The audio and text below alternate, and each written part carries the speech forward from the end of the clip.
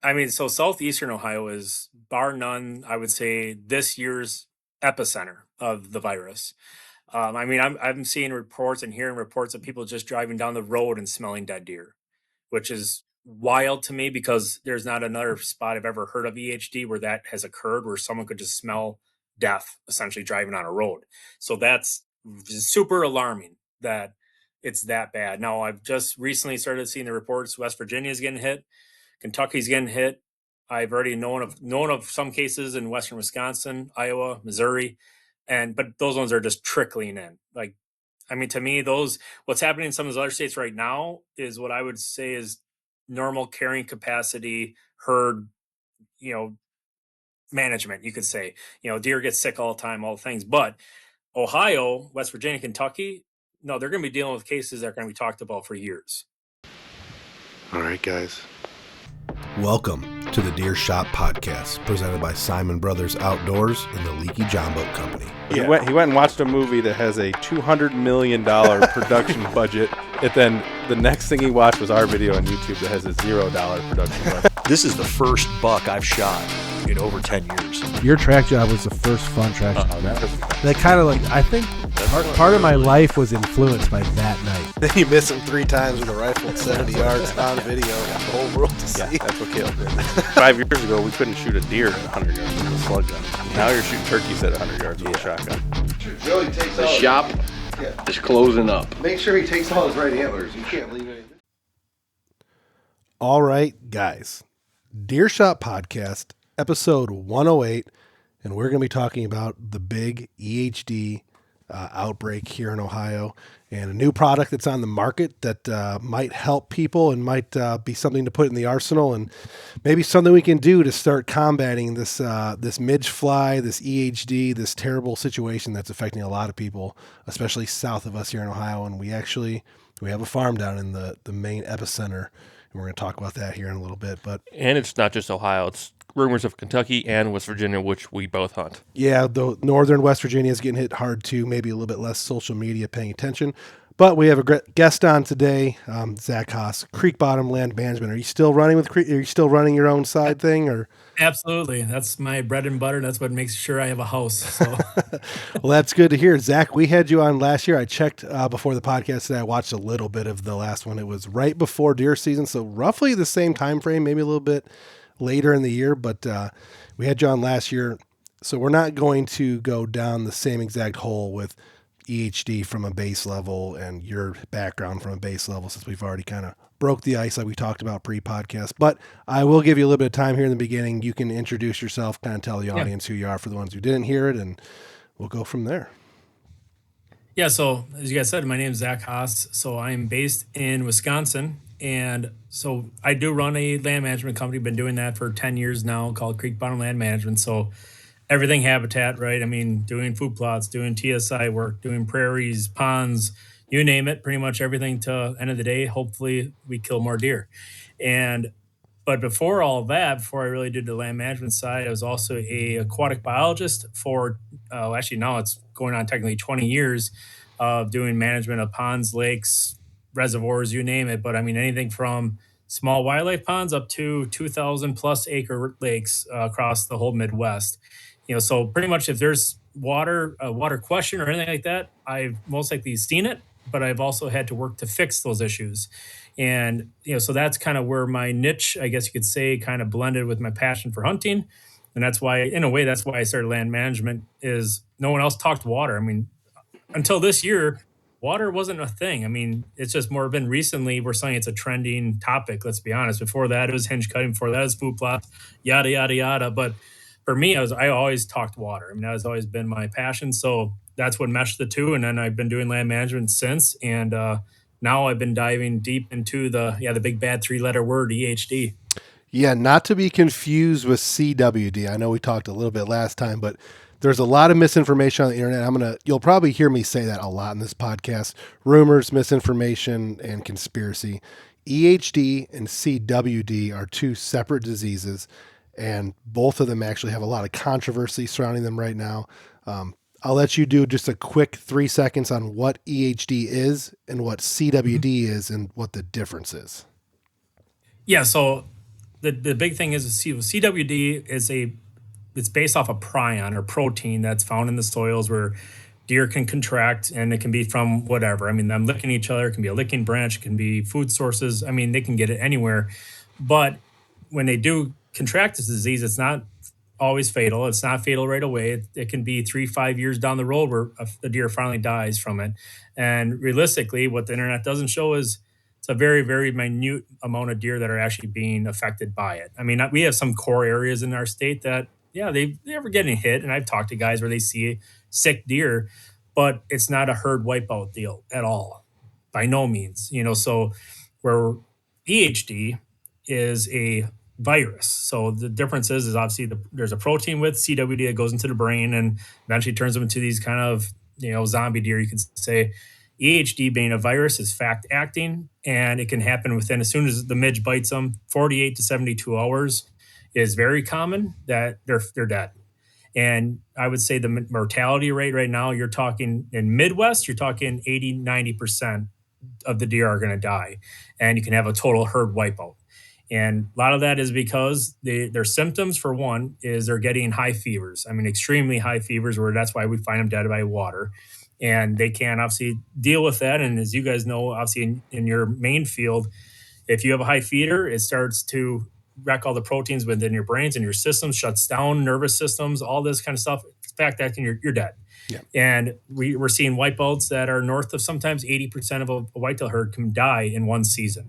Whereas CWD, we're not seeing that. We might see in a whole state, 6 to 10 deer might die, not nowhere near it. Yeah. So that's really the biggest thing is one's a virus, one's a protein anomaly. But as we know, viral is way quicker than something like a protein anomaly. So I know that this is a little bit off topic of the EHD stuff, but CWD kind of started getting this, they started calling it the mad deer disease because it was somewhat similar to what the mad cow disease, which was that big rage prior to COVID, was mad cow disease is going to get into our beef industry and it's going to wreck the world and blah, blah, blah. So scientists and social media for a while were lumping the deer in with that. The CWD is the same thing. It's mad deer disease. We got to be careful. It's going to wipe out all our deer, et cetera, et cetera, et cetera. And, there's a lot of information now being released by people showing that that's, like you just said, obviously not true. 6 to 10 deer per state, individual cases. CWD is not something that people are worried about. And especially when most deer are getting killed before they're 3, 4, 5 years old anyways. The majority of deer 100% these days are getting killed at 3 or less. So yes, it does seem to sometimes affect those older class deer, which is, the ones that a lot of the hunters want to target. But by no means is it an epidemic. By no means is this going to wipe out herds. Unfortunately, a lot of agencies have spent millions and millions of dollars and paid biologists and put a lot of money into fighting CWD, changing laws. We kind of talked about that in the last one, but EHD is definitely more of a risk for our deer than CWD. Oh, without doubt. And a lot of it is publicity-wise. It makes sense in a way why CWD has gotten the spotlight, and is because there's a potential link to passing on to a human. Yeah. That's the only reason why it's gotten the highlight, you could say. EHD, there is no known case that it will transfer to a human. Well, they're not focused on that's. Yeah, the agency doesn't really care about the whitetail herd if it doesn't affect us as a human being. So they kick that down the road, even though us conservationists, hunters, the ones that are making life go round, let's be honest, for the habitat world, for us, that's our biggest resource is our deer. So, it takes people like myself or others that are more stewards of the land to say, we got to take control of this and save a resource that also brings revenue into a state, into, the different sporting goods stores, different, all these different outlets. It's our job to start fixing it because no one else is doing it. Yeah. So not to scare anyone, but when you're talking there, it made me think of something. They say the EHD gets killed by a good hard frost, the midges are gone, and that's when the virus doesn't die, but that's when we stop seeing cases of it because it can't get contracted anymore. Is there any risk in your mind? This is more of a medical question, I guess, and maybe we would be better suited off. These earlier states, Tennessee, Kentucky, some of the states that are opening up now, there are chances that someone may kill a EHD infected deer and not know that it's infected with EHD and then spend time touching it, consuming it, caping it out, doing all those things. Is there any worry there because in Ohio, by the time we're hunting, usually there's already a frost, all those deer. And like you said, it's fast acting. So you're not usually being exposed to a deer that has EHD while it's still alive. You're finding them dead already, and Correct. the season isn't even in yet for most of those states. But it makes me wonder if there'd be any chance it could jump to a human because of the early season stuff. Not to put a panic in there with anyone listening, but Yeah, I mean, at least from what I've seen, a lot of it's dealing with ruminants. okay. That's where it's hitting. Well, we're not a ruminant. Right. So that's where I'm seeing the biggest things. It's not, obviously it's not dealing with some of these other things. Like even like look at cattle, it's not affecting cattle, and cattle are getting EHD and they're treated with ivermectin and all these different things. But ultimately, yeah, you're 100% right. Like if someone shoots one, it's such a small window. And let's be honest, I mean, none of us are going to shoot a deer that even looks like something was wrong with that deer. Right. Well, we're probably not eating it in the first place. Like I shot a buck years ago that coyotes had tore its whole butt apart, and there was a bunch of pus and everything. Mm-hmm. Sadly, I threw the whole thing away, just knowing how infection goes through the whole bloodstream. I'm like, well, this sucks. I lost 190, 100 or 200-pound whitetail that just had a shit can because it was sick. Well, I'm not going to eat a sick animal in the first place. You're not going to eat a sick hog or Right. what you name it. So to me, it's that same principle. I haven't seen anything though like that should be worried. Like if a deer got bit that day, that's to say that morning they got Right. EHD, they caped it, they butchered it, they ate it. None of the research at least shows that it should be any kind of worry. That's good. That's good to hear. So let's fast track that straight into the reason why we're even having this podcast. For one, you have a product that we're going to talk about here in a little bit. But before we get to that, let's talk a little bit about what is happening in Southern Ohio, what you've heard, what some of the experts, you have a little bit more of a pulse on it than we do probably because we're not in that industry. But what is going on in Southern Ohio and West Virginia right now with this EHD outbreak? I mean, so southeastern Ohio is bar none, I would say, this year's epicenter of the virus. Yeah. I mean, I'm seeing reports and hearing reports of people just driving down the road and smelling dead deer. Yeah. Which is wild to me because there's not another spot I've ever heard of EHD where that has occurred, where someone could just smell death essentially driving on a road. Mm-hmm. So that's super alarming that it's that bad. Now, I've just recently started seeing the reports West Virginia is getting hit, Kentucky's getting hit. I've already known of some cases in western Wisconsin, Iowa, Missouri, but those ones are just trickling in. Like, I mean, to me, what's happening in some of those other states right now is what I would say is normal carrying capacity herd, management. You could say, deer get sick all the time, all the things. But Ohio, West Virginia, Kentucky, no, they're going to be dealing with cases that are going to be talked about for years. That's where we're sitting right now. It's so alarming to me. And then I see posts where people are like, oh, I'm safe from the EHD scam of the year. And it's like, no, there's deer dead everywhere. Yeah. I mean, even when I talked to this one client I'm going to next week in Ohio, last year he figured he lost 80% of his deer over 3 years old. 80% is a crazy number to me. Yes. Especially when you're in the world of managing deer. And I don't care if you're a mature buck hunter or you're just trying to get your boy his first buck ever. You start losing age structure in anything. And this goes into mammals, it goes into fishery science, it goes into all that. If you lose age structure, you lose biodiversity and you lose herd health. Yeah. So we start getting that, and now, all right, so it's really bad this year, and it's going to keep spreading. I mean, I started seeing like the different states, like Kentucky and Ohio are the main ones. I'm seeing the state, where they highlight how bad it is, whatever however you want to say the map is, but it's spreading quickly. Like it was the first couple of counties. Like I think was Washington County. I think is the big one right now down by you guys. Yep, Washington County we actually have a farm directly in the center of Washington County that we've done a lot of work on in the last 5 years. So I was going to talk about that when you were done with this. But Washington, the one next to it is not big on counties. It doesn't matter. That's epicenter right there. I've seen 2 updated maps. So there was like the first map, and then like 3 days later, the ODNR released a second map. I feel like it's been about a week since they released that second map. So I'm curious if they do release a third map, what it'll look like. I mean, it's bad enough where I've had a few property owners now in Ohio send me letters they're sending to the Ohio DNR of trying to cancel seasons. So people are that worried where they're trying to get their own county shut down for hunting this year.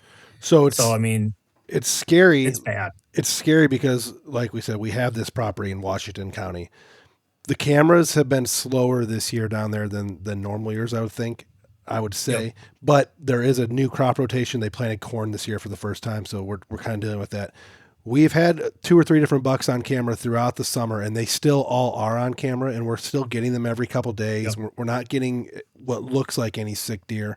Our cameras are up high. There are some deep drainages on this property where there's some standing water and stuff. So I haven't personally been down there. The guy who owns it, the older gentleman, they've been down there a bunch. They haven't seemed to have found any dead deer yet, but we've been keeping a close eye on those cameras just to make sure, or just to see, if it went scorched earth. Because I did see the post. The one guy's name, James something, you might know his name. James Reed. He's been posting these videos talking about how neighbor has 50 dead deer. They can smell it. They haven't had a deer on camera in a month. They're somewhere in Washington County, and the colored charts on that map are very close to where we are. We haven't seen that yet, thankfully. We did drive through there on the way back from our OBX trip on Saturday. We actually saw some deer from the road eating in fields as we were driving through Washington County. So that's a positive sign, but it does sound like there's a lot of very isolated areas and farms, maybe drier areas that aren't by water. We're very close to the river down there, the Muskingum, which goes into the Ohio. Our farm's really close to the Muskingum, so there is decent water where we're at, but the farms that might be farther away from the Muskingum and are only in drainage areas, it seems like they might be the ones getting hit. We haven't talked to any locals from down there personally. I'm sure we will when we start going down there. We got some trips planned actually to work on some food plots and stuff. So yeah, I mean, it's going to be interesting. It's kind of scary when you think about it in that way, but yeah. And obviously too, it's going to change year after year. Like a lot of times, not saying it can't happen, but usually, like, let's say that area is Southeast Ohio is getting hit hard. Well, it's going to decimate the deer herd. So next year, it probably won't look as bad because there's not as many deer. Typically it's not like, all right, now 80%, 8%, 80%. No, it's usually a big herd wipeout, and then the deer are so spaced at that point that you don't see it as much. Not that it's not there, but usually we're not seeing those big gaps. Like I still remember, like in Iowa, for instance, they got their big 2012 kill. They didn't see really their next big one until it was like 2015, 2016. In those really impacted areas. So there is gaps where it's like, not that you shouldn't be worried about it every single year, but you kind of get these, it's more like a boom and bust with this because of population densities. We haven't been to our West Virginia farm, which is a very near and dear farm to our heart. We haven't been down there since gun season of last year. We have a guy that's running a couple cell cams down there. He sent me some pictures of some deer. He's also sent some pictures where he said that he thinks the deer, or he hasn't sent the picture, but he said he has some pictures where the deer are looking kind of sickly. There's not a lot of water where we're at there. We're in Calhoun County, West Virginia, which is pretty much right in the middle of the state, very mountainous, not a lot of water. So we're a little bit worried about what that's going to look like when we get down there for deer camp. I don't know if we'll end up getting down there before October or not, but that's one that we're a little bit worried about. Our Kentucky farm is in the middle of the state too, and the cameras have started to kind of die off there a little bit. There is some decent water in the area, but our cameras were like mineral licks and stuff, so we haven't switched to the crops or anything yet. But obviously we're probably going to be affected. Here in Northeast Ohio, we're right here on the home farm where the shop is. We thought we were clear for a while. I did find a dead fawn a couple weeks ago. I think it had scour. If you're familiar with what scour is, the diarrhea that the deer get. It looked like it had scour. Could it have been an EHD deer? Possibly. It wasn't that far from water, but we haven't had any sickly deer on camera. We hadn't been finding any bodies, but we did have about a 15-day period where our cameras really started to die off, and it was right when we were on vacation, so we weren't able to check any of these things. We're reading all these reports of EHD all over, Ohio and stuff, especially the southern portion. So I was hitting the panic button hard. Came back to town, spent a day on the farm. Didn't find any bodies, nothing bad. The creeks were all clean. There was no deer laying around anywhere. And actually ended up getting some of my shooter bucks back on camera that night, so that kind of felt good. But I checked some non-cells, and in one of my videos on a water source, I did have a very sickly looking deer, ribs showing and stuff. But I don't know how fast can that happen. If EHD's killed them in 48 hours, 72 hours, the deer that look like that, is that possibly just from some other disease? How do they look when they die?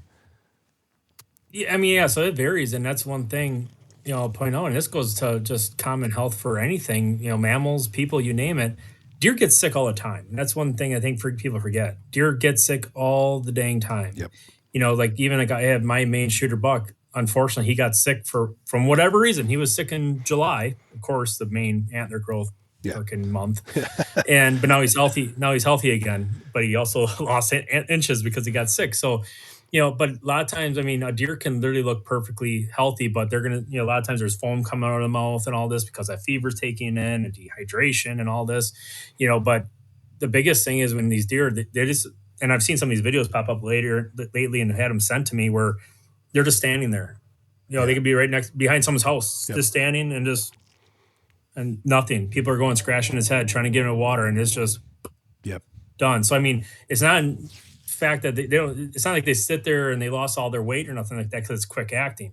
So now with that said, like I talked to when I was at Lee Lukoski's farm, like he's finding deer now dead like in October, November that were super super healthy. So they were able to fight it a little bit, but then they're dying once the rut occurs and they lose all that body weight.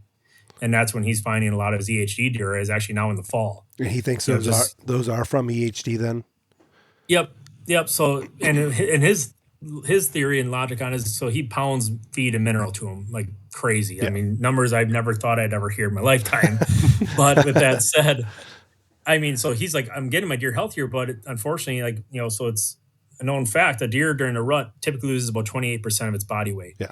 Well, that takes a toll on any animal. So he could be the healthiest as healthy gets and maybe get EHD and he's fighting it off, but then rut occurs, all his body weight goes dead. So he's been finding them actually later in the year. And that's one thing it's been, we always heard, velvet bucks. That was the thing. Velvet bucks die only. Yeah. Once the velvet's off, we're fine, guys. But now people are finding hard-horned deer dead into the season, into September, into October, because like you stated earlier in the podcast, it's all frost-based and we're not seeing the frost like we used to have. No. So the midge is around. So even in October, that midge is there.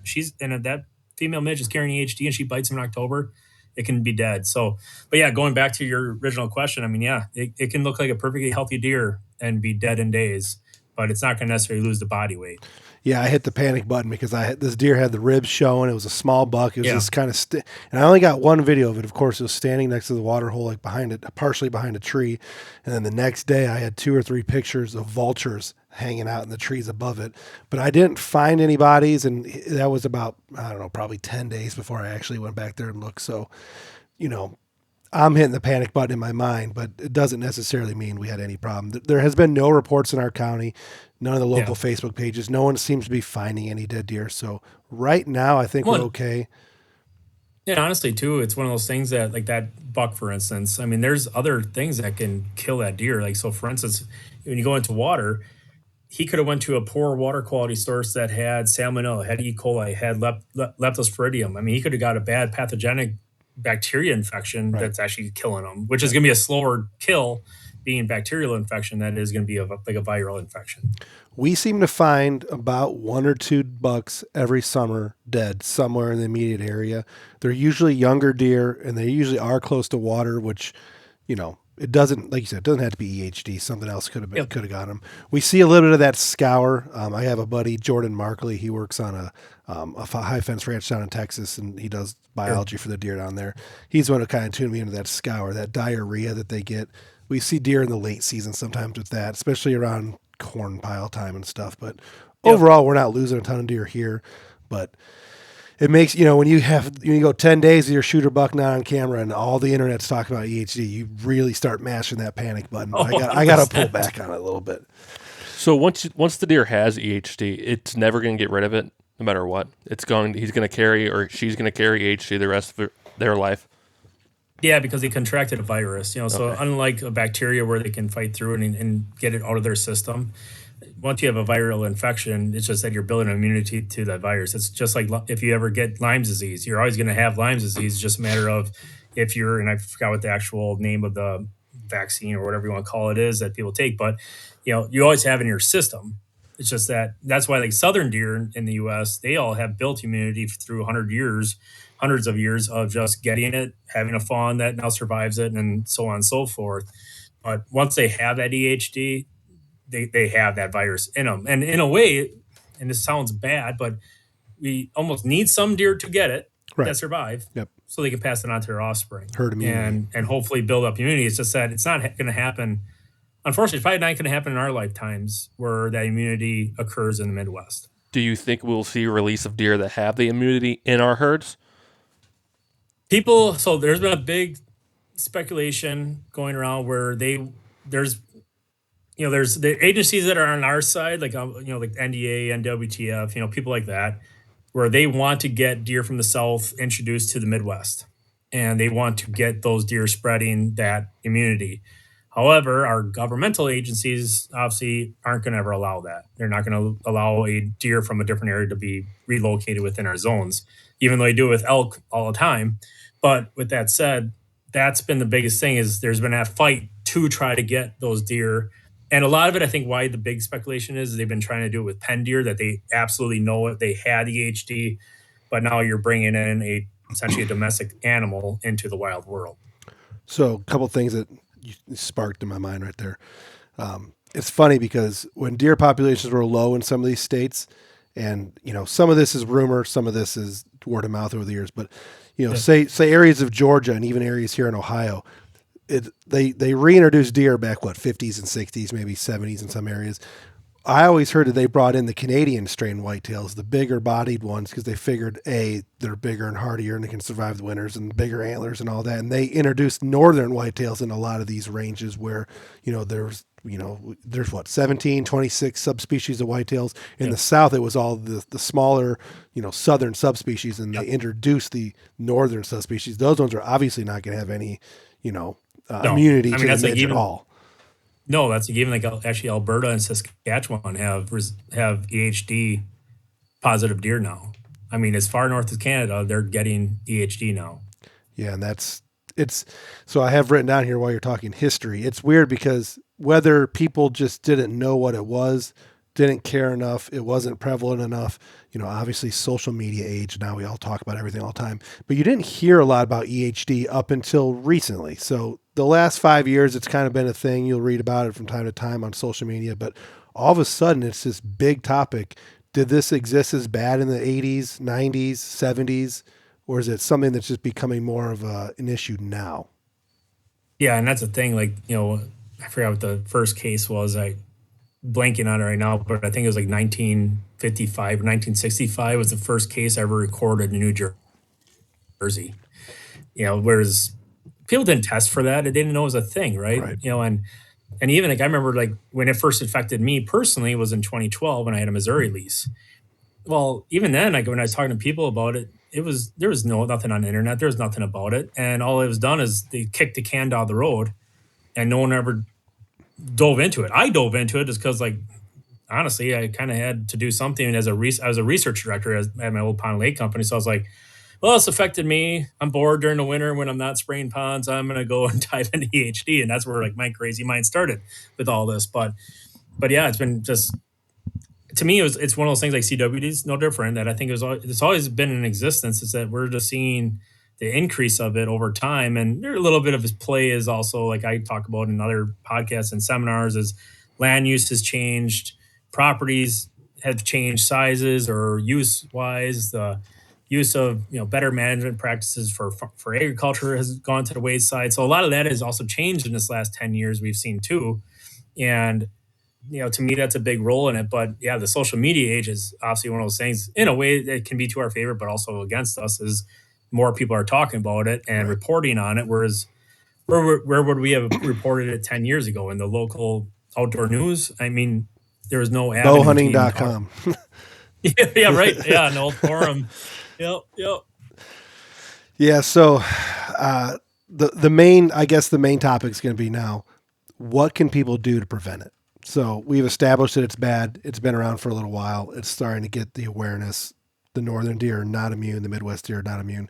What can people do as hunters right now? Guys that are worried about it, guys maybe in these bad counties or near a bad county, what can they do as hunters to try and prevent EHD in their herd?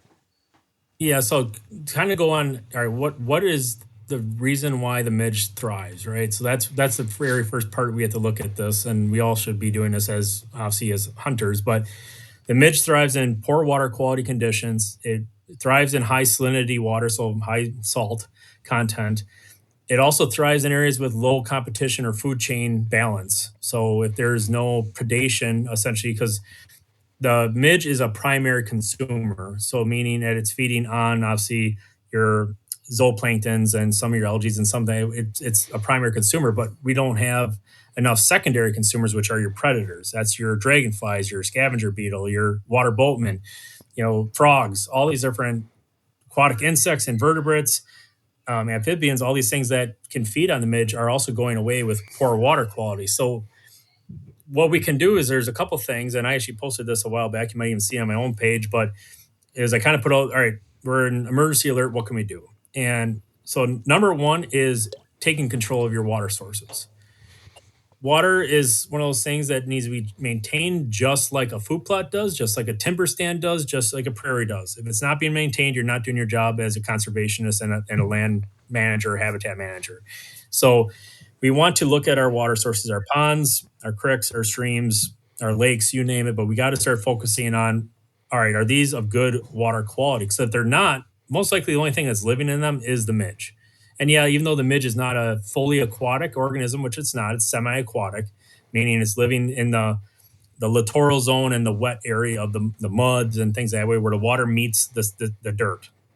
But all of the things that prey on it live in the water. Dragonflies live in the water through their life cycle until they develop into a flying insect. And if they don't have good water quality, they don't exist. Well, if you don't have a predator, what happens? And we've seen this like in Australia with their rabbit issue where they have rabbits just like everywhere because there wasn't a primary predator. Well, it takes over. Same thing's happening with the midge. It's taking over because there's no primary predators because no one cares about water. So numero uno, and we'll get into obviously the product, and I have it actually sitting next to me, but is treating the water with probiotics and biocatalysts to actually improve your water quality conditions. So it's suitable for the things that feed on the midge. Also, reducing the muck in these ponds, which is the breed layer of the midge. That's where it lays its egg, is that mud layer. So, and unfortunately, we're kind of, behind the eight ball a little bit if you haven't been taking care of your water right now. Because if you've been doing it all season, like with our product EHDefense, and getting rid of the muck as the water recedes, there's less organic material. You don't have as many midges. And so that's one part of it is treating your water. The second part is actually providing water sources up and away from those bad water systems, whether it be a creek, a river, a pond, you name it. It's like we actually did this at Lee's farm where he had a pond that was terrible. I mean, terrible condition. And so he was going to redo the whole pond, dig it out, bulldoze it out. But then we discussed actually putting a new water tank. Like he had one of those Grizzlies, I forgot what it holds, like 150 gallons or something like that. But he put it up and away up in a food plot, not near that pond. So he could give him fresh, clean water while he did the work on the bad one. So that's one thing you can do is add water on your properties up and away from maybe where you have historically found deer or where you did find a deer. But go get these tanks, these tubs. I know like you're a fan like I am of like lined ponds, putting some of them in the deer ponds. I mean, you name it, but put those up and away from where you think it is a midge infestation. I mean, to me, those are the two biggies. But two is also fixing what you have. I mean, if you have a pond that's just nasty, sometimes just get rid of it. Bury the damn thing. I mean, I hate to say it, but honestly, if you have one that's so bad where you don't have time to fix it, bury it. Get rid of it and put a tank out. But you got to get them good water quality sources for them to drink out of. Deer need water. They need 1.5 gallons of water a day. And when you go through a drought, what happens? All the vegetation browns, the water goes away. Crops are getting harvested across the Midwest already. All that water source goes away. Deer are going to be looking for water. So you got to provide them that source. And so to me, those are the two big things you should be doing right now is improving your water quality, and two, providing water sources that are of high water quality away from your problem areas. So a couple notes. Last time you were on the podcast, you explained it perfectly as those cattle ponds, those Iowa cattle ponds where there's a huge pasture, there's muddy water, they're urinating in it constantly. The farmer probably supplied them a salt lick. Yep. That water's getting trampled all the time, so the vegetation's not growing. That's what's breeding a lot of it in states like that. On that note, I've noticed over the last couple of years, because of the economy, because of the farming practices, there was a lot of beef cattle that was starting to show up on a lot of pasture land that formerly didn't have any. Prior to COVID, the farmer was like, fuck it, I don't care. We're not going to do beef right now. It's expensive. COVID happened, all the stuff with the beef industry. We're doing cows now. Cows showed Yep. up in West Virginia, Kentucky, Southern Ohio, on all these old pastures. And to be honest with you, it could directly correlate, in my mind, with those pasture lands now are starting to get run down by the cattle. The same things I just talked about, urinating in there, trampling it down, mineral licks in Yep. bad water. That could be a little bit of a contributing factor that we didn't have prior. On that same token, mineral licks for deer. Your best mineral licks are the big wallowed out ones. You've been putting minerals in there for 25 years. You got a stump in the Yep. middle that's hanging up out of the water. It collects all that salt water throughout the years. Deer start Yep. drinking it. That water's not going to grow any aquatic vegetation either. That's going to be almost a negative, even though it's a positive. Oh yeah. Hold on, give me 1 second here. We're getting over sickness, so I got to pause it when I cough. But those are the two things that I noticed that came to my mind when you were saying that. Trying to keep clean water, and up here by us, honestly, the hardest part is we have old law. So we live in an oil, like our area is an oil boom area in the 50s and 60s. Oil wells everywhere. There's hundreds and hundreds of wells on each property. There's old logging and oil roads on all of these property, and they're all wallered out. Every single one of them is just 2-track through the woods, full of water. Anytime it rains in the wet months, they're full of water. Those don't really get an opportunity to drain and or create vegetation, especially if you're driving through them every once in a while. There was 57s or some big gravel down at one point at the bottom, and, sediment over the years has mucked them up. Those are super, super prevalent in the woods around here. And I don't know what the answer would be to try and fix things like that. Yeah, and honestly, like another one, like I did a video about it a while ago in my own food plot. I had a tractor rut in mine, and it filled up with water. Well, what are you doing to a food plot? You're fertilizing the living shit out of it, Right. trying to get stuff to grow. Well, you just over fertilize this area, made more organic matter, and now you have standing water that's super hot, and the only thing that living there is the midge.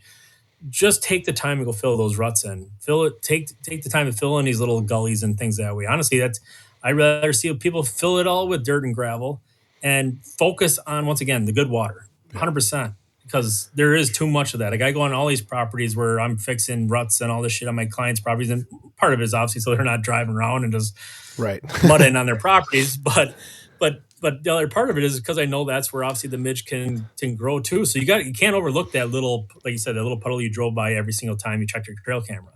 Take the time, go to the local hardware store and get some gravel, fill it in. I mean, there's those little things that we can still do to help alleviate it, because that might be the one little spot that you have the midge, but the deer drinks out of it because the deer still needs water no matter what, wherever it finds it. Right. It's going to be a hard shift. I know as hunters and conservationists, outdoorsmen, we have done a good job of turning, anything we can on our properties into food for the deer, food for the turkeys, food for the ducks. People have started, food plots are now synonymous with hunters. Everyone that has an open area is putting in food plots, doing what they can to attract the deer. If this EHD thing becomes more and more and more of a problem over the years, we might have to shift the focus a little bit and try to get hunters to understand that in areas where you're prone to droughts, bad standing water is something that needs to be worked on. The problem is filling in ruts on a 2-track or in logging roads or in the bottom of these ravines. It's almost impossible by hand. Probably is impossible. You're going to need heavy machinery. A lot of guys don't have access to the heavy machinery, or the fact that using heavy machinery is super, super costly these days.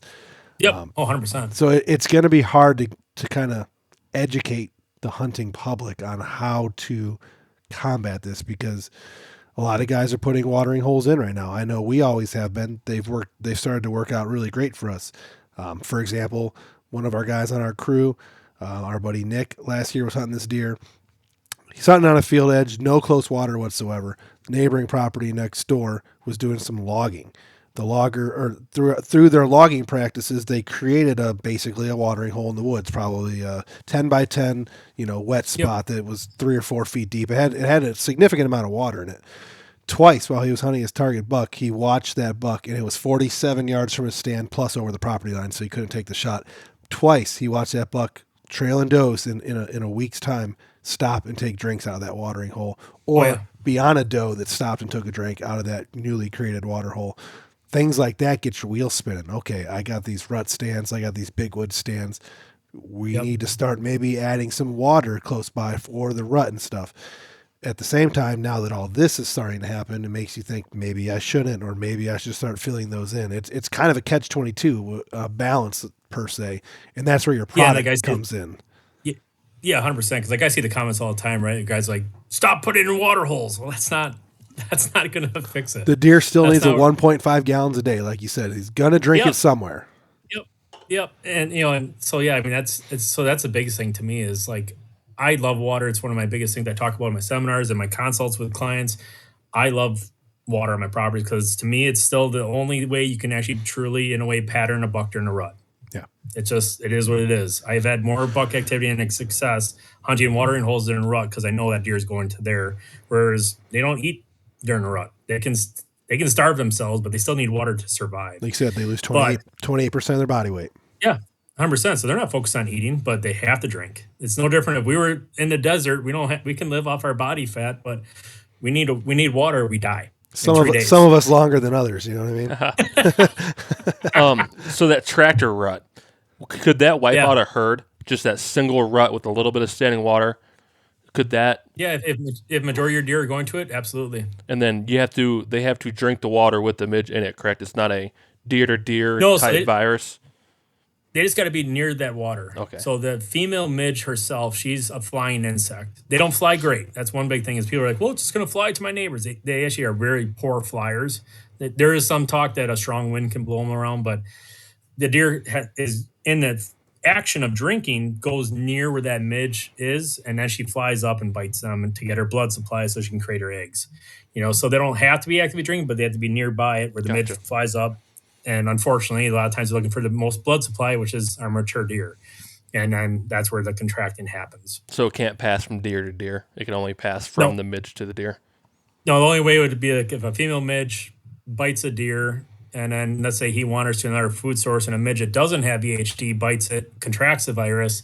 Now that one can spread to that next herd that comes in to drink. Scary thoughts.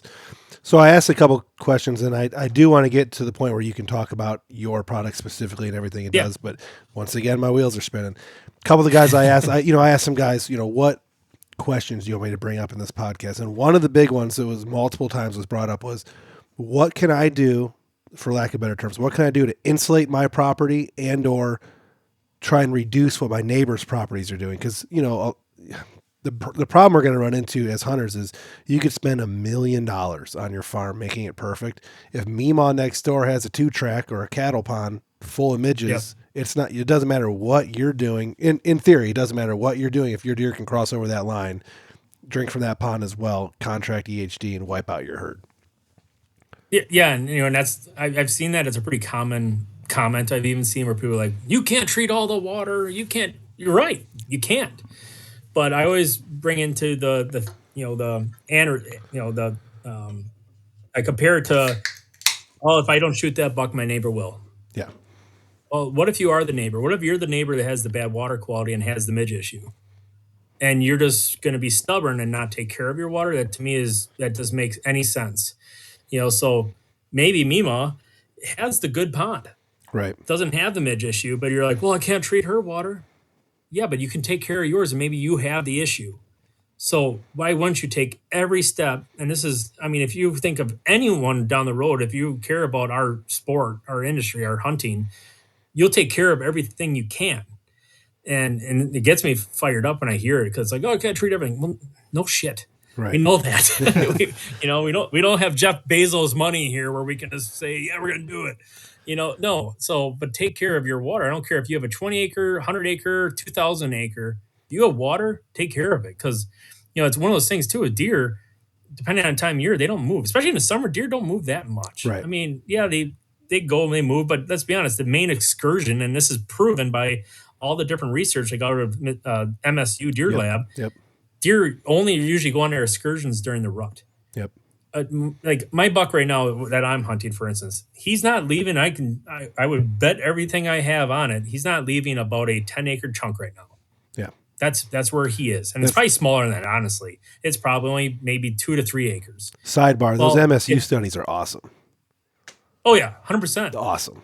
100%. Just like the one that came out hinge cutting last year that shut everyone up. I loved it. Yeah, it's kind of cool that hinge cutting's gone finally. The ugliest thing in the world. But But yeah, so I mean, to me, it's mind blowing, and it frustrates me so much when I hear it though, when people aren't taking care of what they have. Because like that buck I'm hunting right now, for instance, all right, he's in a small zone, he's not moving, he has his food, but what else he has there? I have 2 ponds in that zone where he lives, and right now you can go to any and either of those 2 ponds, you will see the whole bottom of that pond. There's frogs everywhere, there's dragonflies everywhere, there's invertebrates everywhere. They're gorgeous. Yeah. There is not one part of me that would ever worry about EHD in either of those ponds. Right. I'd stamp a guarantee on those 2 ponds forever, just because I'm taking like my product EHDefense and I'm adding it to the water every single month or after every rain. I'm so in tune to that water, just like I am my food plots. If I see my brassicas yelling up or whatever it might be, I'm taking a step to make sure it looks great.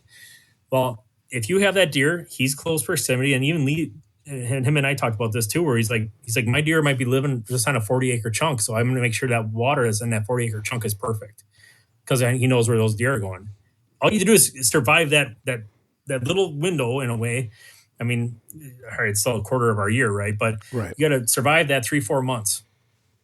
All right, then after that, whatever. Yep. But focus on those 3-4 months that Yep. can wipe out your whole damn herd. I mean, spring, it's not as much of a worry. All right, if you have some spring food left over, cool. All right, whatever. If you have the bedding cover, all that kind of stuff, but do everything you can to make sure in that bad period when you can lose your whole herd, you did everything you could to take care of that water source. And that's where like EHDefense comes into play, is water treatments every single month to maintain that water quality all the way up through that point where you can finally have the sigh of relief, have a beer, and celebrate. So guys will spend hundreds and hundreds and hundreds of dollars on their food plots, and guys will spend thousands of dollars filling their corn feeders, thousands and thousands of dollars. Oh yeah. But we need to just kind of get the narrative to also spend money on your water. A lot of them are going to look at it as, it's another, added expense. But to me, it makes perfect sense. Perfect sense. Well, and honestly, and we're obviously we'll dive into the product here, but the product itself, all my client properties I maintain with EHDefense, and the kit, like actually right now it's like 20% off, so I think it's only $185 right now, but it comes out to even like the full retail price, it's like $45 a month. Well, I'm going to tell you right now, that's a fraction of my cell cam plan. Yeah. Word. Yeah. So, so to me, it's like, all right, when you're talking $45 a month, I mean, if you can't find a way to make that work for any budget, I'm sorry, there is a way to do that. And what's nice about it is a little bit goes a long ways. I mean, anything helps. That's the way I've even done it when I was doing bigger ponds even. And I talked to clients about the products that are in EHDefenses. All right, every bit helps to improve your water. So why don't you these start? And then you can always add more. Once again, it's kind of like our cell cam plans. We just keep adding cameras and adding more cell cams. But start somewhere, start adding it. And the beauty of it too is like even this late, you can still fix water. Like I think of Kentucky, they still have easily 3 months of treatment left. Yeah. I mean, because you're talking frost, right? You're talking cool down periods. Well, it might still be hot. Like shit, I was down in Kentucky a couple years ago on a lease, and we were down there during the rifle season, which is like the second week of November. Yep. And it was 75 degrees. Oh yeah. Well, that's the midge is living. It's alive. So you're talking, you still have months of treatment to fix that water, especially if it hasn't really affected your area yet. Get on it. Like it's now or never. Is there any fix for those creeks that are flowing in the spring and then dry up in the summer? You have pockets of water in the banks and the low spots. Is there any fix for those, or is it you just have to add more clean water to your property? Yeah, I mean, so the creek's the biggest thing. So that's a little more of a struggle because it gets into the point of stream restoration work. And stream restoration work is super expensive. Yeah. I mean, when you're talking of actually taking out organic material, bringing in aggregates and different gravels and stone and aquatic plants, all that kind of stuff, it's super expensive to do stream restoration, which I'm fully aware of. So if you have those streams, but there's pockets that pool up, focus on those pockets. Or if you have a little eddy that turns into a pond this time of year, start treating it when it stops the water moving. Moving water is our best friend. So if you are able to have always a creek that's running, great. But when I think of the healthiest stream systems in the world, you're talking ones that are gravel lined, that have no organics, have super low nutrient levels. The ones that are bad are the ones that we're seeing, the gross algae growth we're seeing. a lot of mosquitoes and all that kind of stuff. Because once again, high population mosquitoes also tells me there's no predators there either. Right. And so to me, those creeks, it's more diving into it, finding the bad areas of your creeks, and actually starting to do your own restoration work on it. And it could be just as little as putting aquatic plants in there. Let aquatic plants start filtering, but also looking at where your runoff events are coming in. Like, been on some properties where like, yeah, my creek's just shit. Well, and I look and there's a big runoff coming from a 80-acre cornfield. Right. Well, that's why. Just mud So water. maybe go upstream and create a buffer, create a riparian zone with prairies. So there's more legwork with the creeks and streams. And unfortunately, a lot of people aren't going to probably take that time or spend that money to do it. So in those instances, to me, it's more cost effective to, like your point, go back and actually put in high water quality ponds and tanks and tubs up and away from those systems. Yeah, on our property alone, I can think of probably 10 to 15 spots in the summertime where the water pulls up just on the 40 acres behind us. I think we get lucky because ours are very gravel bottom, big rocks. We don't have a lot of algae growth in our creeks when they do get stagnant like that. It's just all rock bottom. There's not a lot of muck per se. I'm seeing a reoccurring theme here. We're going to have to just especially in areas that get smoked. So the guys that love deer hunting and they're losing 80% of their deer herd or more, and it's affecting their livelihood. They've already bought the property, built the cabin, bought the side-by-side, put in the thousands of dollars worth of food plots. They got their corn feeders. They're buying their guns, their camera, their cell phone plans. We just kind of maybe in the future need to start incorporating the water into it too as another cost. You have to budget it out. They said $45 a month. Maybe you have a lot of water, so you're spending $150 a month on product. If the deer hunting is important to you and you're spending all that other money, gasoline to go down there, food to be at deer camp for a week, you might have to start looking at the water too. It's more work. It's a hassle. It's a pain in the ass, but you know what? At least you're going to have some deer. Oh, yeah. And to me, like one thing we've always looked at, like our product EHDefense is an insurance policy on your deer. Yeah. Trying to ensure you actually have that deer to hunt. That's the way I look at it. And that's the only way I look at it is if you can protect that deer. And I don't care, like once again, I don't care size, but let's be honest, size talks. You're hunting that deer at 70, 80, 200. I'll tell you one thing, that deer's on my farm. I'm taking everything in my arsenal to make sure I have that deer to hunt. Right. Because I'd rather kill him and mount him knowing I shot it rather than I found that dead. Right. No, right. Once again, it's not acceptable. So the reason we brought you on here actually was because Chris Brackett said that your product was awesome and that I should get a hold of you. So what happened with that? So I listened before I keep saying it before we get into your product, but I listened to the Brackett Hunter podcast, but I turned it off. I don't know, maybe halfway or a quarter of the way through because there's only so much time I'm going to give to them. I once he started on his rants and rambles and talking about himself and how he's the first one to ever shoot a deer in slow motion, I turned it off. So I didn't get to the part where they were bashing you, but what happened there? Yeah. So him and I think it's Jeremy is the host. I call him the old one and the rich one. There's a young rich one. And then there's the old one. That's kind of like they used to work for Bill Winke.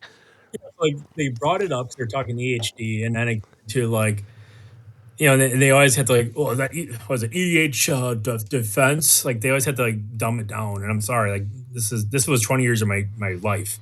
And so then there's like, Brack goes, they're not new magic beans. It's like, then why didn't you freaking bring anything out like this? Oh, it's right, because you didn't understand it.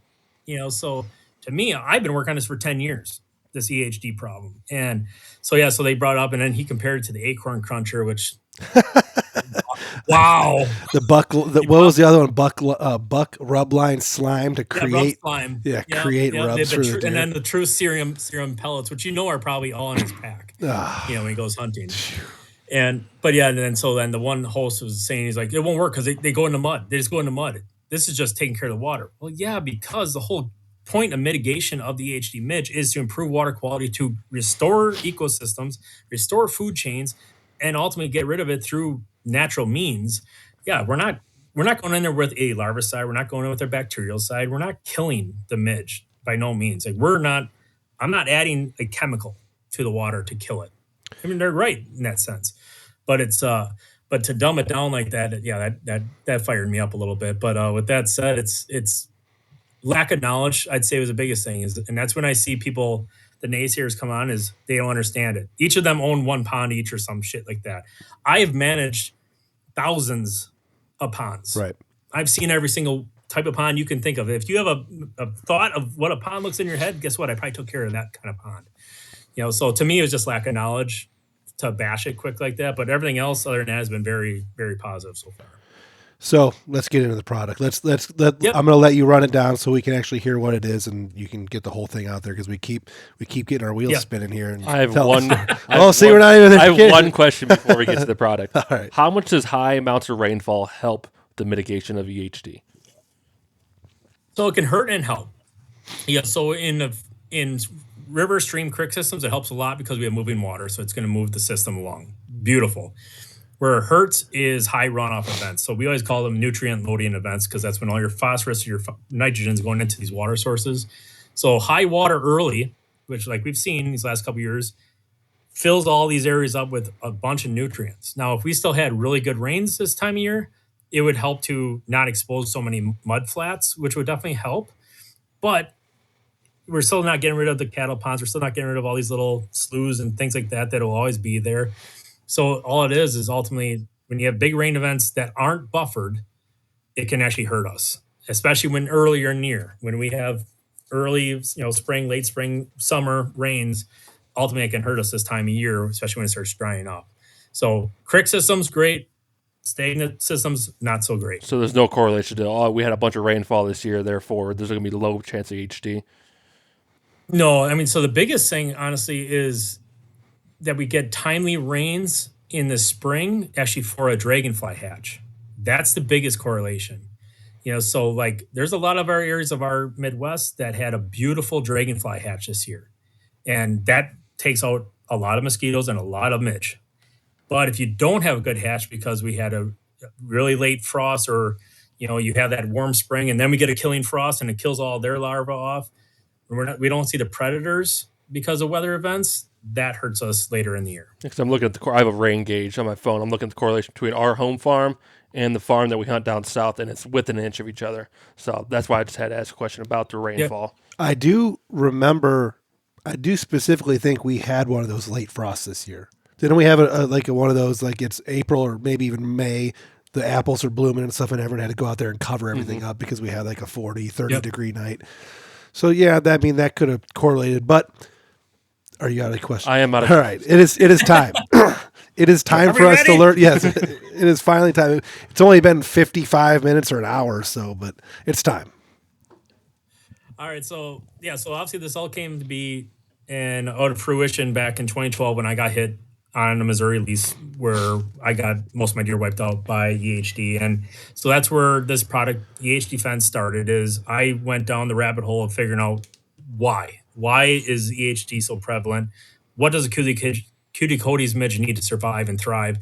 And so I started talking about professors all out west at first because blue tongue was more of an issue, as we all remember. That was more talked about than EHD ever was. So I talked to all the professors out there, all my invertebrate biologists and entomologists, and I talked to all the professors I had back at UW Stevens Point, and to figure out what's our root cause. And 99% of the time they came back with food chain issues and water quality impairment.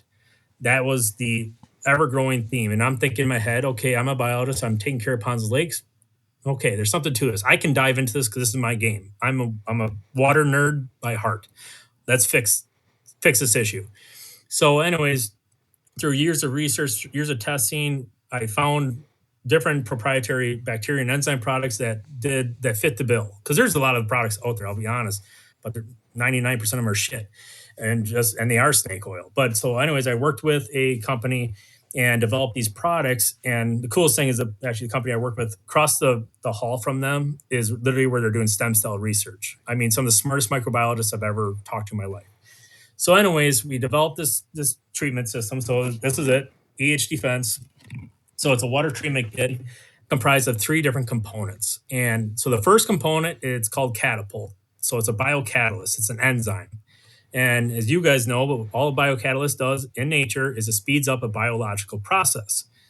In the terms of these enzymes, which are still derived from the environment, we just kick charge them. I mean, this is like the Monster Energy drink in the morning for the pond. is we're speeding up organic decomposition. That's what Catapult's doing. It's also a natural degreaser. So when you have those films on ponds, it'll break all that up and ultimately sets the stage for the next part, which is called live water. So live water is a water-soluble pouch of beneficial bacteria that literally you just toss in a pond. It's just a flick, dissolves. It's all dehydrated bacteria at the time, rehydrates, starts moving throughout the whole water system, water column, you could say. So these ones are just focused on the water column itself. And they start breaking down all that decay that the enzyme started to make. So I always say the catapult sets the table so the bacteria can feed. So these beneficial bacteria, which are all aerobic bacteria, start feeding on organic decay. They start breaking down free reactive phosphorus, kickstarting the nitrification cycle, taking out ammonia, and ultimately starts reducing that nutrient load issue we have, which is growing your pathogenic bacteria, which is killing off our good predation insects and invertebrates of the midge. And so it sets the stage for the water to be healthy. Then the last component is what I kind of call the heavy lifter of the program, and that's D-muck. So this is a pelletized beneficial bacteria that focuses on that muck layer. So from the shoreline, from where the water hits that very top portion of whatever the water column, all the way down to the bottom, it's going to start actually taking away the muck layer, the sludge, the goo. And what it's going to do is actually take a lot of that organic decay and organic matter and turns into things like water, CO2, breaks it into insoluble forms of phosphorus and nitrogen that are unusable by any other source. It essentially locks it up. And the coolest thing is, like, I did my own case study on the D-muck. One pond alone, we reduced the organic muck. And this is from where the water hits the dirt all the way down to the bottom by 7.21 inches in 1 year. I mean, so how I always say it is, let's say there's a 10-story condominium for the midge. You just took away 7 stories of it. You don't have there is no way it can have as much offspring as it normally would have. So we take away all that muck layer, but once again, now brings all this life into the pond, all this ecosystem balance, this food chain. I mean, to me, I always compare it to fisheries, right? So if you have a lake and there's no predator, let's say a northern pike, a largemouth bass, and there's a bunch of bluegills in there. If there's no predator, what happens? Well, the bluegills boom, boom, and they all stunt, right? Yep. And so you have a bunch of these 3-inch bluegills. our pond. Well, it's no It is our different. pond. Yeah. So it's no different with the midge. If there's no predator, it takes over the ecosystem and there's no balance anymore. So this product does focus on that. And the biggest thing is your invertebrates and your amphibians and insects are the quickest ones to detect pollution issues. And we've been able to study this for years, for decades, where we can see when frogs leave a system. We can see when you start losing your invertebrates, your beneficial aquatic insects, because suddenly the water quality goes away. And what loves poor water quality? The midge. So doing a month, and it's a monthly treatment process, and it treats a system for 5 months. Now you can obviously take it however you want. You can do more, do less, however you want to do it. But I designed this that one kit can treat up to 5 water tubs for a season, which is about 5 months, or it can treat probably 1 to 3 of those like 15 diameter, 20-foot diameter ponds for a season.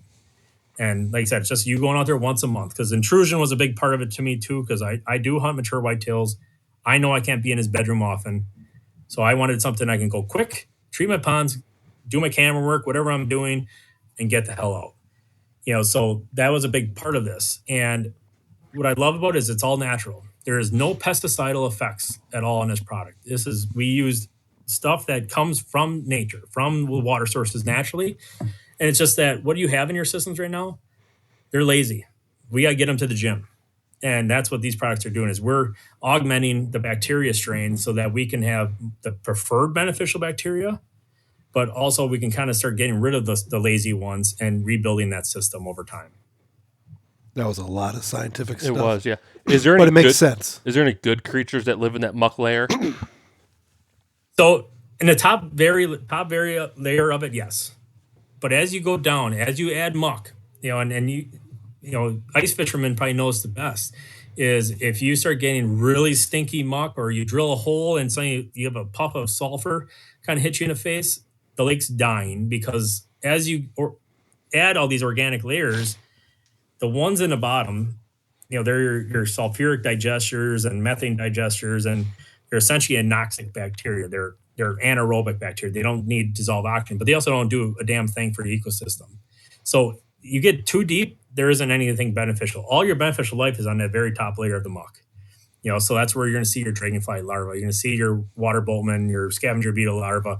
You're going to see all those beneficial things being at the top layer. Same with frogs. I mean, obviously, they're not going to be, they burrow in the muck in the winter when they go dormant, but they're laying right on that sediment water interface. So we want to, where that water hits that muck, that's where we need to make it healthy.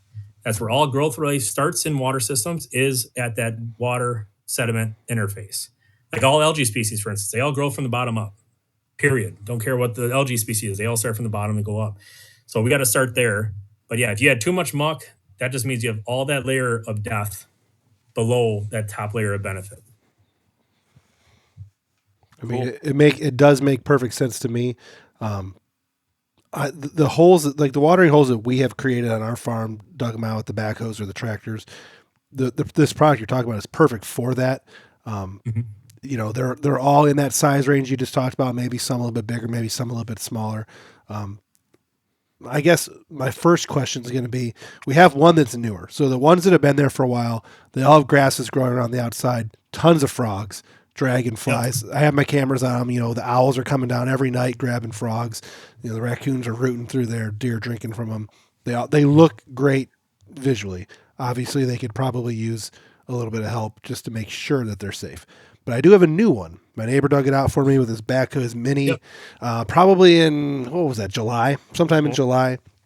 And it's fresh, clay bottom. It's probably 10 or 12 by 8, 3 or 4 feet deep. Looks like hell because it's brand new. Chocolate water.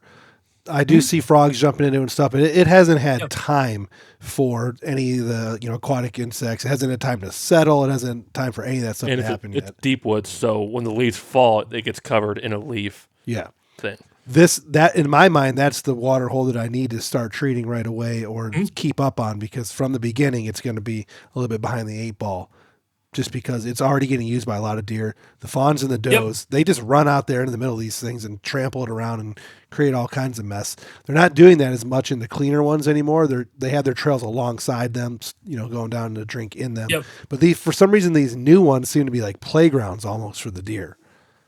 Oh, yeah. Yeah. And the thing is, people should never worry about if you just have, let's say it's a clay pond, right? And if it's all reddish brown, that's just suspended clay. Right. It's nothing ever to worry about. And, like I did a video on that a while back because people were like, oh, look at it, it's so dirty. I'm like, don't worry about that. Like year 1, when you dig a pond, it doesn't know it's a pond. Right. Year 2, year 3, like actually when I was just down by Todd Graff at bowhunting.com, and he was talking about it. Like when he first put in these line ponds, he's like, oh, my deer love them. They were in all the time. But you're like, every single year I've seen the usage go down. I'm like, yeah, because you weren't doing nothing. The water quality was following their trend of not using it.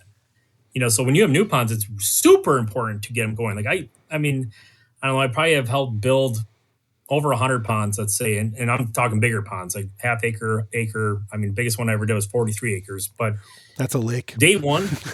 Yep. Yeah. We built that for a golf course. Map. But so with that said, though, we want to kickstart that system. So it's super important to get this going on a new pond. Like even my new tubs, like, yeah, I'm not using the demuck because there's no muck in them yet. Right. But I'm using the catapult. I'm using live water religiously because I want to make sure there's a living, breathing ecosystem in that tub. And to me, it correlates to like an aquarium. So when you have a tub, I call it the aquarium effect. Little Johnny wins a goldfish. He gets a tank, throws it in there, doesn't take care of it because kids are kids. It dies. It turns nasty, right? So what do people do when they have fish tanks? They get filters. They're putting in microbiota. They're putting in substrates. They're putting all these things in to make it a living, breathing thing. If you don't do that, the aquarium effect happens and everything dies. So to me, day 1, when that water's in there, you should be treating. Like I have guys that they'll put one of those beer ponds in. They're literally adding the live water and catapult into the big like ICB tote tank, and they're pre-treating their water and filling up their ponds. I actually watched Todd's video about a month ago where he had 1 or 2 videos where he redid his one pond, and then he had your product in there. I saw that. I saw that. And then did they rename their podcast like the Watering Hole? I think. Yeah. Is that the Yep, new name yep. of their podcast? That Yep. their second iteration of the podcast is what was the Yep. first one called? Pinch Point. Pinch Can't Point. remember. I think it was Pinch, Pinch Point. point. Yeah, that is correct. Yep. And then Yeah, now it's the watering hole. Yep. and then they stopped it. And then they got a new one. And I haven't actually listened to too much of the Watering Hole one, but I'll give it a check sometime. But yeah, I saw those videos. They're obviously getting more popular on social media, YouTube. All the hunters are putting in watering holes, and obviously it's a good Yeah, thing. and to me too, it separates this product because there is stuff like you Google and look up stuff, and Amazon has everything, right? But most of like the products you find online, and this one thing I will tell, like with our bacteria, most of the bacteria you find on the internet, they have salt carriers with them. Well, salt kills ecosystems. They just do it because it's a cheap filler, Right. but they just don't realize that it doesn't actually help you. It just makes it really product cheap. It's no different to me like when they add fillers to food plot blends. Inert matter. Yep, 100%. Make it cheap, right? Ah, it'll still grow. Well, it's the same thing with these cheaper bacteria and enzymes out there, where these are all proprietary and formulated, so we're not killing the bacteria off. And so to me, but it's such a simple to use product. I mean, like I have videos like my kids going out and helping me, and I've even asked them like, just like the demuck, I'm like, ask my son Wyatt, he's 8. I'm like, what do you think this does for pond? Oh, it gets rid of the muck, so it's a better pond. I'm like, wow, an 8-year-old knows this, but someone like Brackett doesn't. Yeah, So keyword, yeah, the so trigger word. but yes, yeah, right. So with me, it's like it's such a simple process. Even a kid can do it. It's low intrusion, but ultimately, it's going to fix our ponds. And for one, the EHD issue, which is our big topic today, but pathogenic bacteria, planktonic algae. Like I think of duck hunters. If you can get rid of planktonic algae that can kill your duck or your dog because it drank it and got leptospirosis, why wouldn't you do it? Or turkeys. Turkeys need high water quality to produce actually a good nesting.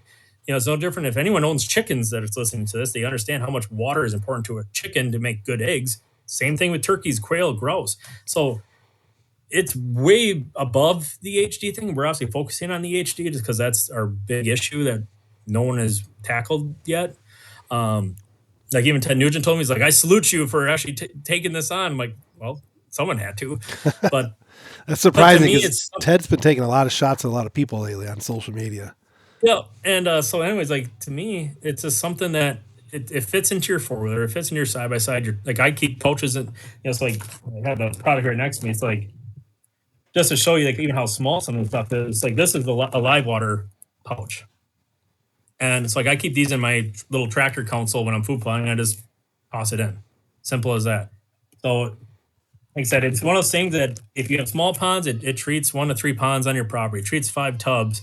But if you have bigger ponds, we can treat as big as the water bodies you have to fix the issues. And to me, it's just like it's just as important as having that pole saw or hand saw that's always on your four-wheeler. Right. It should be in there during the season with you. Where can people find the product?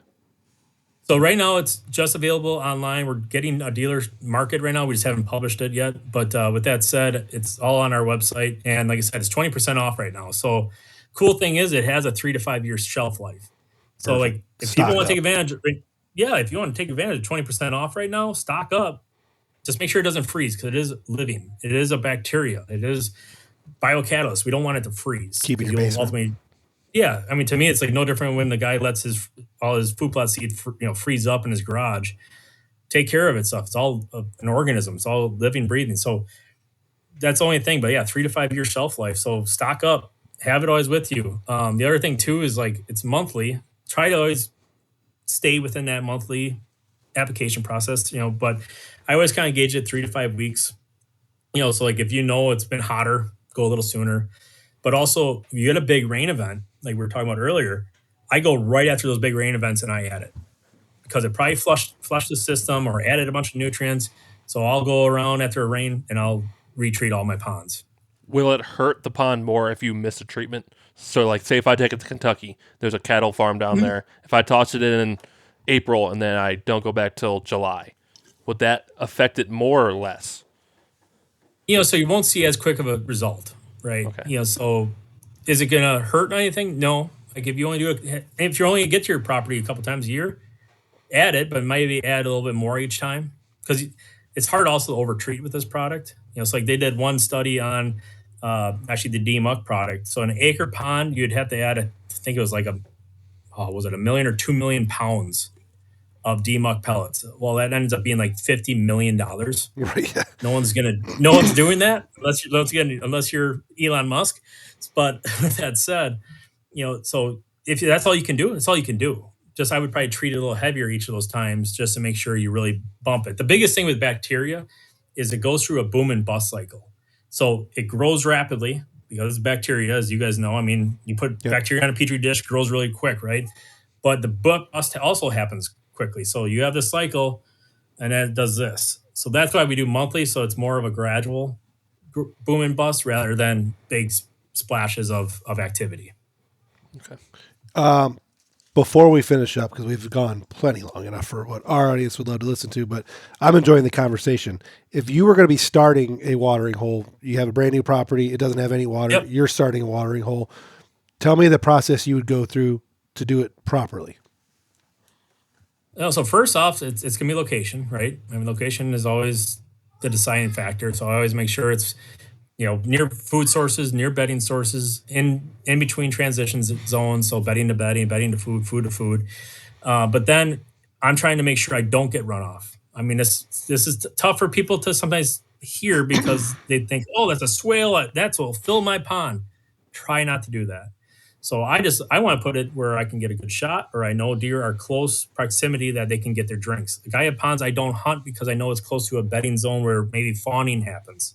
But so I look at those kind of things, but then when you're putting in these ponds, once again, think about where you're placing. Like, are you going to be in an area of high leaf litter? Are you going to have a bunch of trees thrown in leaves? Well, just know you got to take care of that a little bit more than if you had an open field.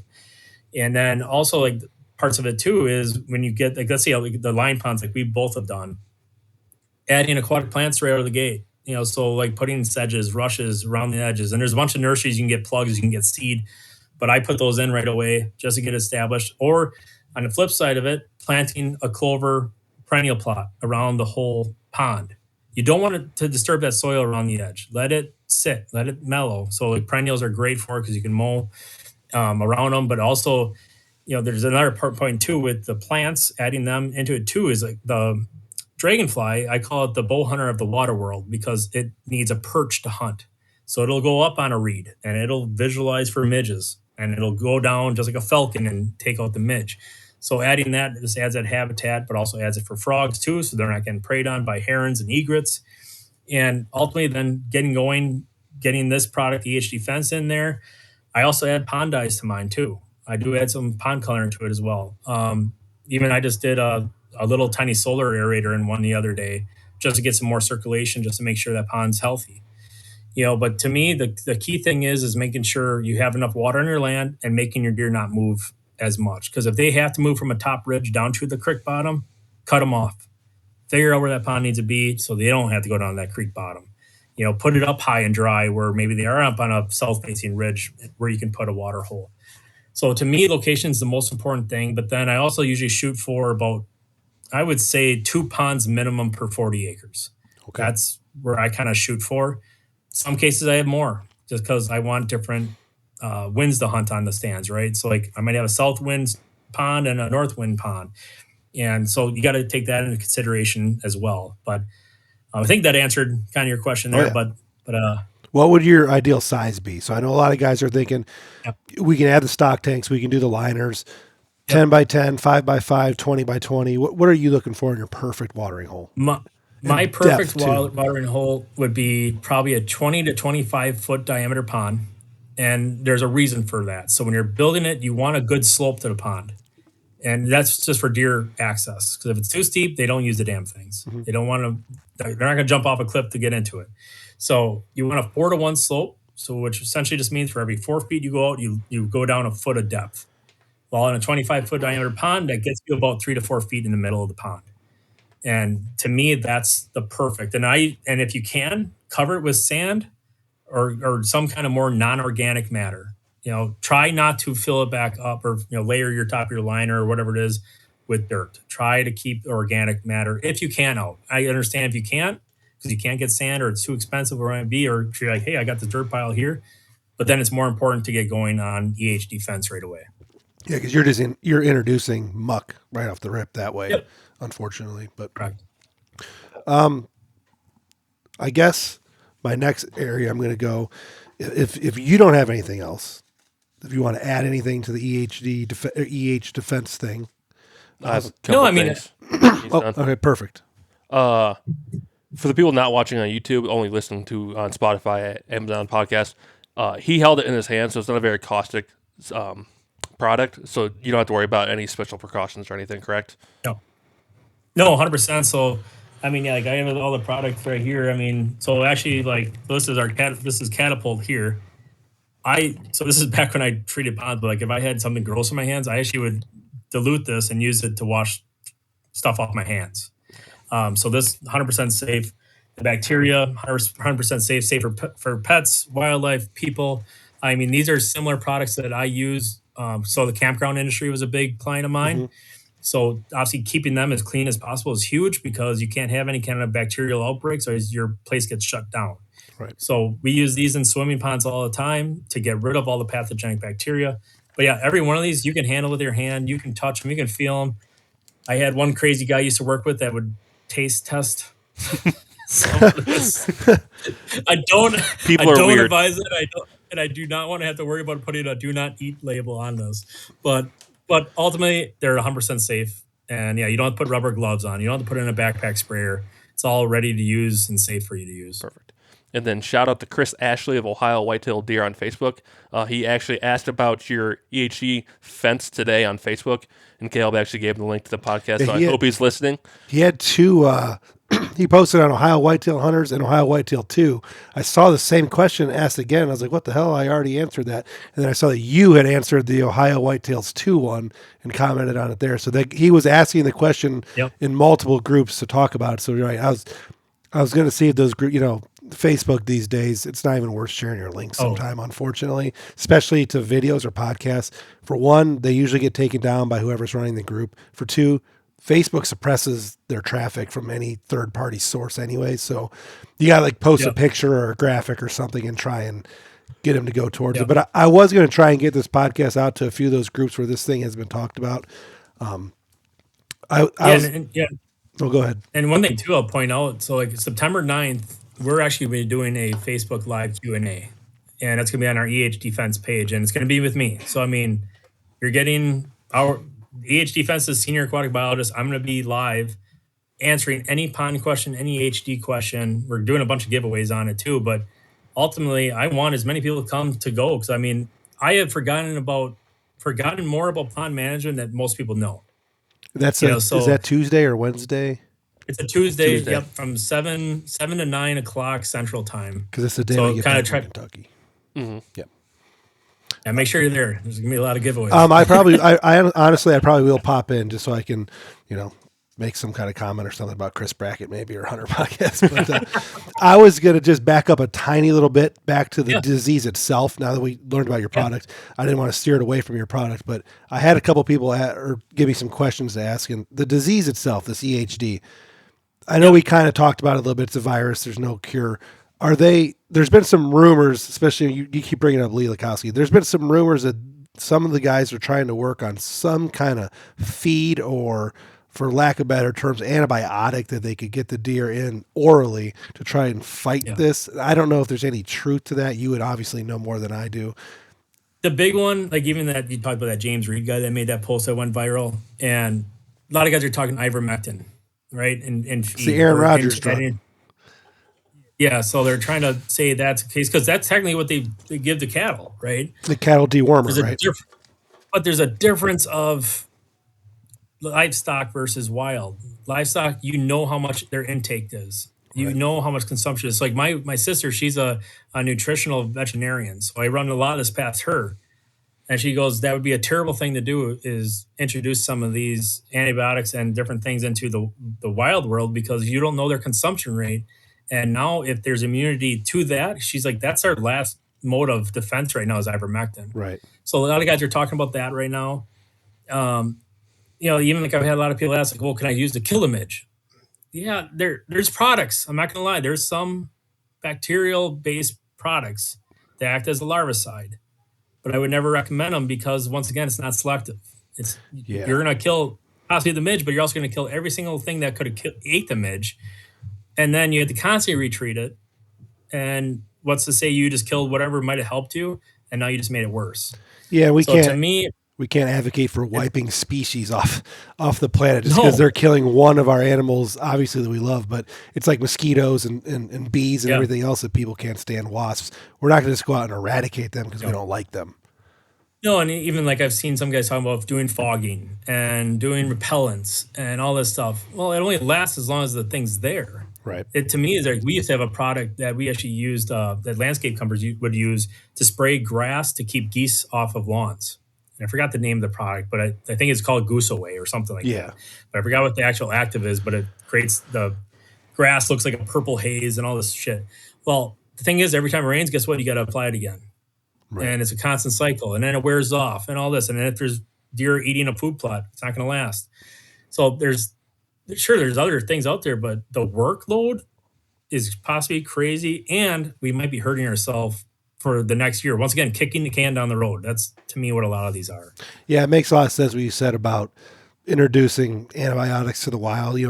I know a lot of guys are hoping that they can start buying some kind of mix to put in their feed to help the deer be able to ward off the effects of Yeah, the midge. Obviously stopping transmission is going to be impossible, but there's hope out there. You read about maybe they're going to come up with something we can add to our food or our minerals where the deer are going to be more resistant to it. And it just, yeah, unfortunately, it doesn't really work that way.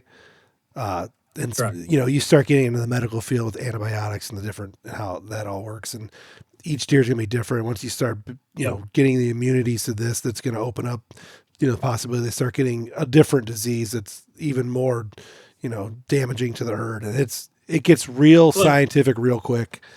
oh, and 100%. And there's a new variant every single year. Right. It's like Dr. Deere was talking about that. There's a new variant this year. It's like EHD6, I think it's called, or something. So there's a new variant. Well, let's say that's now not fixed by that issue. We always had to go by the root of the problem versus, oh, we got to try to fix that one and this one, this one. The root is the Culex codes midge. That is the midge that spreads it all. We need to target that midge, period. All the different variants and all that shit, that doesn't matter. Like if you're just trying to always immunize it, you're just always going to be behind the eight ball, in my opinion. Right. But also, like you said, you can't ever structure it to treat wild animals unless you're running them through a gate system that you can shoot them with a syringe and you're good to go. Yeah, and that's No, not. it's not going to work. And what fun is that at that point when they start Yeah, becoming like cattle or like pets, obviously, correct. and it's just So to me, this is the way that we can target it. We're using Mother Nature to fight an issue that she's dealing with, and it's no different than when we're doing timber stand issues with invasive species, or we're doing like even in water right now. We have Eurasian water milfoil, and we have hybrids of it, and they've been testing a milfoil weevil that actually feeds on just milfoil. So those are the avenues. To me, I'm always a big fan of. Just my biology background is let's use Mother Nature to fight Mother Nature in a way. right. And I've been doing this for decades now. I mean, 2 decades I've been fighting Mother Nature. She's given me some shots, but I've given her a lot more hits. And ultimately, it's about stopping the clock on Mother Nature, reversing it, restoring what we have, and battling the changes in our ecosystem. My comment, it was obviously before we had this conversation. I learned everything about your product, but my comment to that guy, this Chris guy that Ethan talked about, was the product is simply trying to make the water better quality so there's more predators and there's more competition for the Yep. midge. We're not going to eradicate them completely. They're not going to go away fully. There is still going to be the threat of EHD, but if we can go from 80% herd loss in some areas to 50 to 20 to 30 down to 10, and then maybe some, like the southern deer that are living in the muck and have been for thousands of millions of years, maybe we start building up a little bit of immunity, and 20, 30 years from now, you don't hear about these massive die-offs from EHD. We'll probably be fighting something else then, but if we can slowly start to solve the EHD problem, just Correct. little bits at a time. It's going to take little tiny bits at a time, obviously, but I think we'll be able to get some buy-in eventually, especially the more people that have these catastrophic die-offs and lose their ability to hunt, which is something near and dear to them. They're going to start paying attention a little bit more. They're going to start taking Yep. note. They're going to be the ones pushing this. it's bad that it happens in Iowa and some of these major trophy states, but when it does, and you got the experts, Lee and all these guys involved, they're going to start making some changes. They're going to start getting the commercials out there. People are going to start seeing it more. They have huge followings, and if they get more people on board and it becomes more, food plots, mineral licks, cell cameras, treating our water, just add it to the thing that we should do all the time. That's the answer in my mind. Yeah, and that's even like Todd Graff said the same thing. I mean, almost verbatim, where he's just like, all right, we already take care of our food plots. We take care of this. We feed when we can. We do mineral when we can. He's like, water's been the thing we've been missing on. And we've been missing on it too long. And unfortunately, putting in water became a trend before fixing water. Yeah. And now we got to start fixing the water. And it's just, to me, especially like when I explain it, to everyone, it's, you hear it and then you go, oh, light bulb. Yeah, it makes sense. It's hard. I get it. It's easy for someone to see a new thing coming on and be like, oh, it's a scam. It's a gimmick. It's snake oil. But put it this way, I wouldn't back my 20 years of biology experience behind this if I didn't think it worked. Because it affected me. I wasn't just some guy that's like, well, I've never seen an EHD deer. What is that? No, I've dealt with it myself. And it honestly got me enough where I was like, it's enough. I'm not dealing with it anymore. We're fixing these issues and everything counts. I mean, to me, like I'm already, you mentioned creeks before. I'm already researching ways to do cheaper ways to restore creeks. Like that's just how my mind works with aquatic biology is we got to fix it through that method. We understand feeds, we understand minerals. That shit's been recycled and repeated so many times. It's time to fix it. I would agree. I have one question on the strain. So you said strain 6 is this year. Is it year dependent or is it location dependent? Like are all of these... It just got really dark here for some reason. It's because the glare on your face, probably. That's all right. But is it location dependent or is it year dependent? Like, does every location in the same year have the same strain, or is it different strains, different places? Yeah, so the strains definitely varying. I mean, it started off with there was actually 2 different strains. There's this EHD1 and EHD2, but now we're seeing some other ones that have come from overseas recently. Unfortunately, like every other invasive, mode of action happens.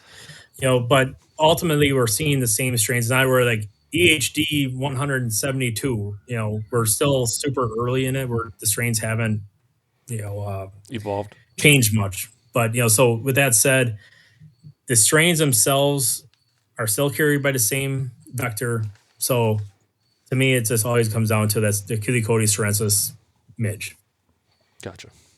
Well, I do very much appreciate it. Very, very informative podcast. We're more of an entertainment podcast here. We don't do a ton of education. We're not trying to teach people how to hunt thermal hubs. And we didn't teach anyone anything today. He did. Yeah, right, that's what I'm saying. I'm saying our podcast in general, we aren't the forefront of education. We're not teaching people how to hunt, but this is something that's important to us, especially because it's happening in Ohio, close to farms by us. I feel like there needs to be more information out there in the public airwaves for the deer hunters about this kind of thing. So hopefully it hits off well and people listen to what you had to say and actually, think about it a little bit and understand that water is important. Hopefully they don't go the hunter route and just, make their acorn cruncher jokes and stuff. But I don't think the majority of them will. I think it was a great conversation. Is there anything else you want to add here at the end? And like I said, if as you guys watch this, listen to this, if you have more questions, jot them down and bring them to our live Q&A. I mean, it's one of those things that sometimes, as you guys know, like you talk about it and you go like, oh shit, I wish I would ask that, or I wish they would have talked about this. Bring that question to my live. I mean, I'm gonna be there live in portion, ready to answer whatever it is, whether it be HD related, whether it be pond maintenance related. If it's water, I got you covered.